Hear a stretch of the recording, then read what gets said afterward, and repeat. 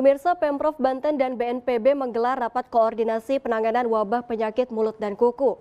Saat ini di Banten sebanyak 1.600 lebih hewan ternak terjangkit PMK. Penanganan wabah akan dilakukan melalui testing, tracking, karantina, dan vaksinasi.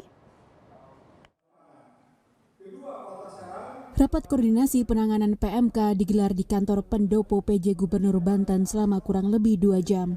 Rapat koordinasi dihadiri langsung Kepala BNPB Letnan Jenderal TNI Suharyono, PJ Gubernur Banten Al Muktabar, dan sejumlah kepala dinas serta lembaga.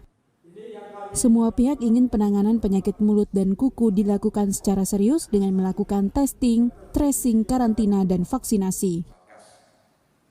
Penjabat Gubernur Banten Al Muktabar menyatakan, hewan ternak yang terjangkit penyakit mulut dan kuku di Banten berjumlah 1.671 ekor atau 0,14% dari total populasi, yakni 1,2 juta ekor hewan ternak.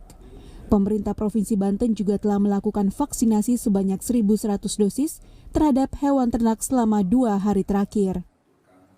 Petugas gabungan pun sudah melakukan pemeriksaan hewan ternak di setiap checkpoint guna mengantisipasi masuknya wabah PMK. Bila didapati hewan yang terjangkit wabah PMK, maka hewan ternak akan diperiksa kesehatannya sesuai prosedur oleh tim dan karantina selama 14 hari. Kayak penanganan COVID, jadi ada preventifnya, pencegahan-pencegahan kita lakukan dengan segala langkah-langkahnya yang terukur sesuai dengan tahapan-tahapan pendekatan terhadap PMK ini. Lalu kemudian di tingkat kuratif, bila sudah ditemukan data terjangkit dan seterusnya, itu dilakukan pengobatan-pengobatan sesuai dengan tahapan prosedur. Sementara Kepala BNPB Letnan Jenderal TNI Suharyono menyatakan wabah penyakit mulut dan kuku pada hewan ternak sudah menyebar ke 19 provinsi, sehingga penanganannya harus serius dan terintegrasi. Seperti tahap-tahap penanganan COVID-19.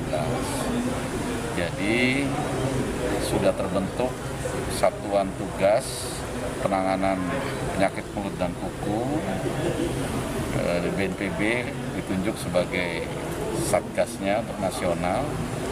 Kemudian penanganannya di bawah koordinasi Menteri Koordinator Maritim dan Investasi. Menurut Suharyono, kebijakan lockdown saat ini masih dipertimbangkan melihat mobilitas hewan jelang Idul Adha dan tingkat penyebaran wabah PMK. Selain itu, ketersediaan vaksinasi saat ini mencapai 800.000 dosis. Suhendi, JPM TV, Kota Serang, Banten.